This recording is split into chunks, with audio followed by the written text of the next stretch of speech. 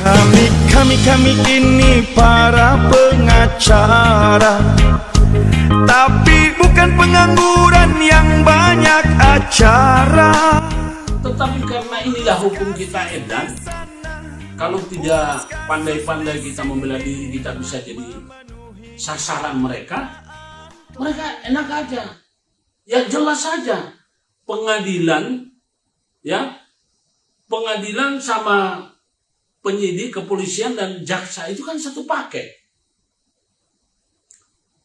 Jadi ketika itu ada perkara yang atensi dari pengadilan, maka polisi akan merespon,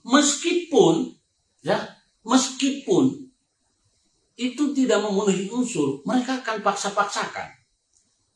Nah, terbukti saya adalah korbannya. Saya justru dengan dinaikkan ke ya saya malah senang. Kenapa? Saya nggak pernah melakukan kok. Ya, Anda nggak perlu takut kalau diperhadapkan dengan hukum. Justru nanti pada akhirnya yang malu adalah penegak hukum itu sendiri. Coba Anda bayangkan. Setelah saya didakwa melakukan pelanggaran undang-undang Siddinas, putusan hakimnya adalah bebas murni. Jaksa ini masih ngotot.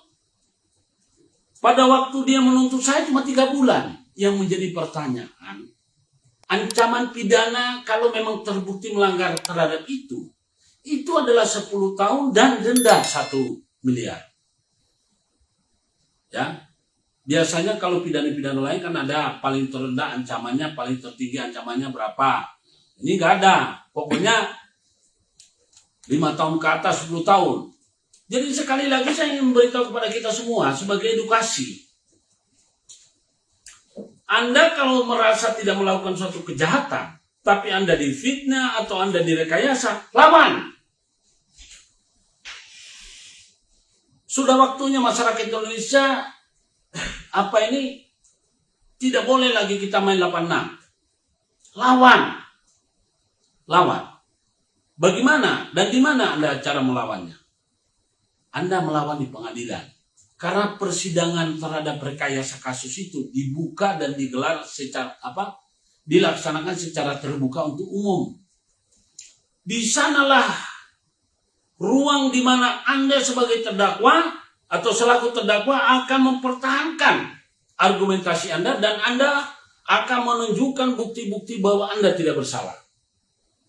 Meskipun Anda ingat, orang yang sudah terlanjur merekayasa, mulai dari penyidik sampai JPU, mereka akan menyusun strategi.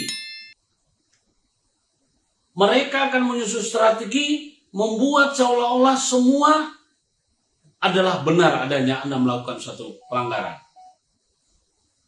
Ya, saya orang yang percaya pada Tuhan. Kalau kita benar, Tuhan akan selalu bersama kita. Ya, sekali lagi masyarakat Indonesia saya perlu sampaikan. Ruang sidang di pengadilan itu, peradilan umum, adalah merupakan tempat di mana seorang terdakwa akan membuktikan bahwa dia tidak bersalah. Karena itu jangan sia-siakan. Ketika Anda dikriminalisasi dan direkayasa, Anda jangan pernah segan-segan dan jangan pernah melawan setengah-setengah. Bila perlu, katakan, kalau memang hakim akan tetap memaksakan sesuai dengan dakwaan jaksa, padahal saya sudah mengatakan saya tidak bersalah dan saya tidak melakukan ini, sudah nggak usah ada sidang, langsung saja beri putusan, langsung tembak di tempat. Kita ini sudah waktunya melawan kezaliman, ya. Kemudian yang perlu saya tanamkan kepada kita semua, bahwa sesungguhnya ya kita ini kalau benar, maka kita jangan pernah salah dalam memilih tempat berkonsultasi. Karena khawatir orang yang kita ajak konsultasinya adalah penakut dan orang bodoh. Ya, bisa juga dia tidak punya pengalaman. Jadi carilah konsultan yang kira-kira berpengalaman. Ya, memang kita terpaksa harus mengeluarkan biaya lebih besar. Tapi Jauh lebih baik untuk mengangkat harga diri dan kehormatan serta martabat daripada Anda nerimo. Karena saya lihat di luar sana ini, waduh, kejam-kejam orang merekayasa itu. Ya, saya sudah pernah ngalami. Jadi sekali lagi saya ingin mengatakan pada saudara, saya ini mendapatkan putusan dari Mahkamah Agung 2 bulan. Saya ingin mengatakan pada Anda, kalau Mahkamah Agungnya menggunakan akal, dia harusnya membaca betul-betul itu kasasi dari JPU atas putusan bebas murni. Kalau saya mau kembali lagi pada kuat, mestinya kalau bebas murni sudah tidak bisa dikasasi.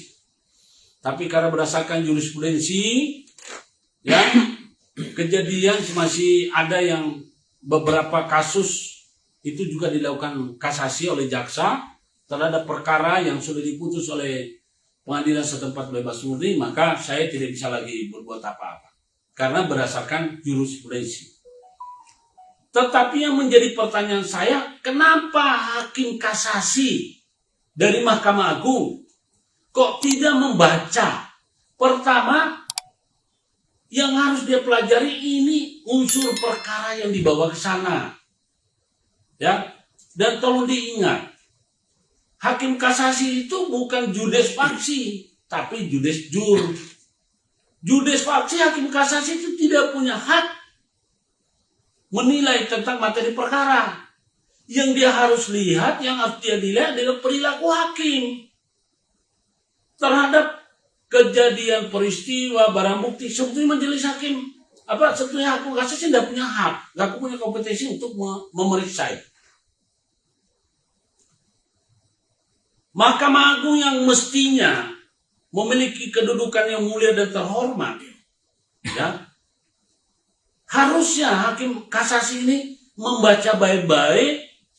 Kok ada ancaman pidana 10 tahun, tuntutannya cuma 3 bulan. Ya, kasasinya 3 bulan. Kok ada perkara yang jadi pada waktu di pengadilan negeri, jaksa itu cuma menuntut 3 bulan. Oleh majelis hakim ya sudah jelas nih, pasti diputus bebas. Tetapi setelah diputus bebas, karena malu jaksa, akhirnya jaksa ini tetap aja melakukan kasasi.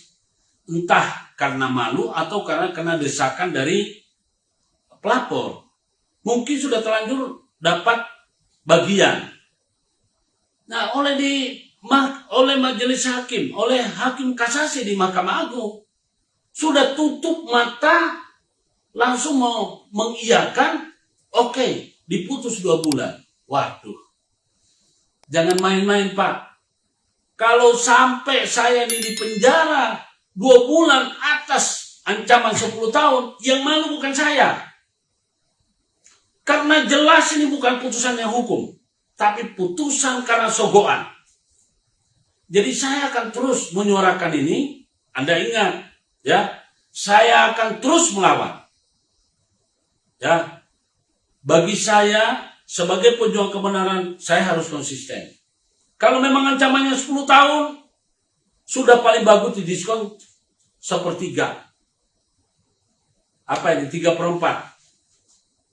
Jadi harusnya saya masih dihukum 7 tahun. Kenapa nggak jatuhkan 7 tahun? Kenapa nggak dituntut 7 tahun? Karena kenapa? Bunyinya kan terbukti. Terbukti secara sah melakukan pelanggaran. Kalau undang-undang yang dilanggar, maka undang-undang itu berapa ancamannya? Nah, inilah suka duka dari seorang pengacara yang bekerja berjuang di jalan kebenaran. Saya akan terus. Mungkin inilah jalan Tuhan untuk menaikkan saya punya bendera. Saya akan terus melawan. Jadi kepada masyarakat saya perlu mengingatkan, ya, pengacara itu nggak boleh kalah. Kemudian saya juga dilaporkan oleh ketua pengadilan bersama istri saya. Yang benar aja, ternyata mereka ini yang menduduki jabatan nggak ngerti hukum. Padahal jabatan yang mereka punya itu dari jabatan bergengsi tentang hukum. Kalau pengadilan itu adalah rumah di mana tempatnya para hakim memberikan rasa keadilan, maka otomatis kalau ketuanya adalah dia adalah pemimpin. Hakim itu kan dianggap tahu semua undang-undang. Nah sekarang hakim itu menjadi pelapor dari mana dulu? Urus kasus di sini memenuhi